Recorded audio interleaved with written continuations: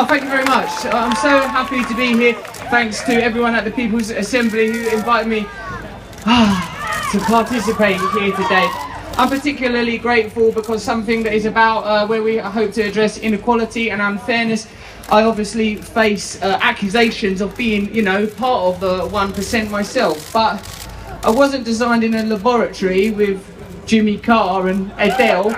I'm from Grays in Essex. I signed on for 8 years. I lived on benefits myself. Were it not for the benefits I received, I would not have been able to work on my quite severe heroin and crack addiction. So I'm not suggesting that is what the majority of service users and benefit users are using their benefits on. But I suppose what I want to address is this, that it is not inadvertent or irrelevant or hypocritical that I speak to you from the position of celebrity. The reason I became, worked to get into this position is because where I grew up, Grays in Essex, I felt like there were low expectations, low possibilities for people. People like me didn't have an awful lot of opportunity. I was presented with a marvellous, glistening spectacle. I remember as a kid when they built Lakeside Shopping Centre, I felt it was going to be the best thing that happened to my town and my community. Little did I realise that what that would do would suck the life out of the town centre, destroy the ties of community, and along with the erosion of jobs in that area, the closure of the Ford's factory where my grandfather and many of my friends worked, it brought to its knees a community of proud working people. This is an issue that affects the 100%, because none of us can be happy as long as any of us are treated with discrimination, as long as any of us suffer from inequality. I feel qualified to talk on this issue because when I was poor and complained about inequality, I was accused of hypocrisy, I was accused of bitterness and jealousy. Now I've got some money and I talk about inequality, they just accuse me of hypocrisy. It seems simply this subject ain't wanted on the agenda. Any event like this that draws people together, where we acknowledge our common unity, a coalition of people coming together to support an important issue like this, shows the people that, work there, and they are just people. I've met them, and Caroline, she's alright. It's not like they're inherently evil, is it? It's not like that they too have like a human essence and they're sort of somewhere within them, souls. But when what I think is important, what's important for me is the acknowledgement that power isn't there, power is here, power is within us. In a way, the revolution that's required is not a revolution of radical ideas, but simply the implementation of the ideas that they say we already have.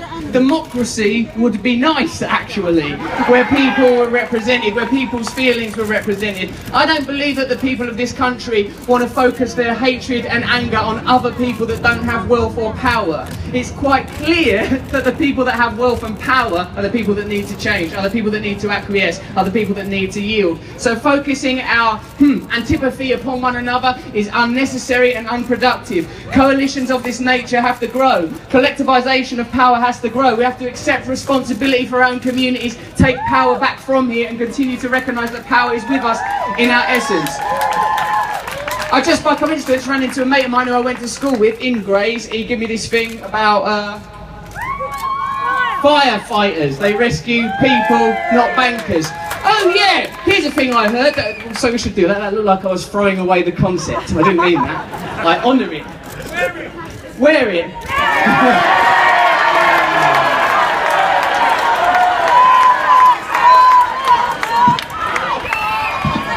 How does this become like a shoot? I've been arrested. I was here that day that they took turf from Parliament Square and put it on Churchill's Head.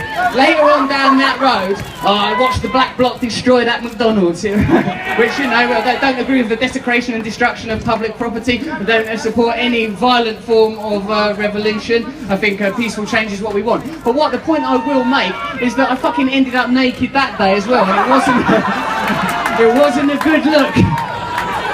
It was a particularly cold May Day, I would add. Alright, hold on a sec. Hold the mic then, Sam.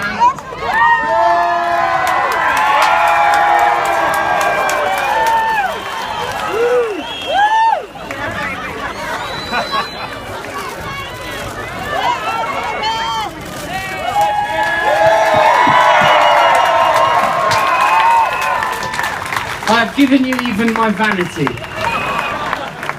The last boundary, the one thing that keeps us from being completely connected, my belief in the individualistic self as a concept.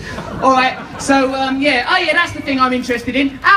So when we're talking about austerity, like them principles that they deny us access to exist among them. They have fellowship and common unity among each other. When their friends in the financial industry fuck up and lose trillions and trillions of dollars, they are supported and they are bailed out. Then why do these principles not apply to us? It's not as if the administration and bureaucratic capability doesn't exist within the week that... Silence, please, dear friend. Silence, comrade. But in the week that followed the 9/11 attacks, the bank accounts of any person suspected of being involved in Al-Qaeda were frozen. Their assets were frozen and taken. Why are these principles not applied to the people that collapsed the financial industry in 2008? You know the answer to this rhetorical question is because they have common unity, they have a shared purpose. The people in this building, generally speaking, do not represent us, they represent their friends in big business.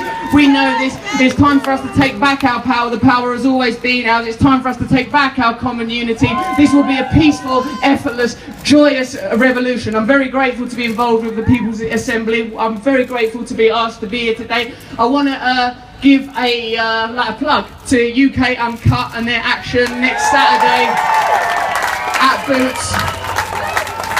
Yeah, Boots. When is it? 3 o'clock next Saturday? Loots. Nice. Love a pun. Love a pun. This movement does need more humour. No puns ever. John Cleese. Okay. All right. So yeah, that'll be a good event to attend. And I think, you know, now it is effortless. Now I think the connection is occurring. I think that we will effortlessly ride to these kind of changes. We only have to make the decision within ourselves. Although even this loose coalition is falling apart just here. I'm really, really honoured to be here. I feel that this is where I belong. I know that there are no answers in fame or fortune or superficial pleasures. I know that the answers and happiness comes when we connect with one another, when we join together to look after one another. I'm very grateful to be a part of that process in any capacity. Thank you very much, all of you, for being here. I'll come hang out for a little while. Enjoy the rest of your afternoon. Cheers, everyone.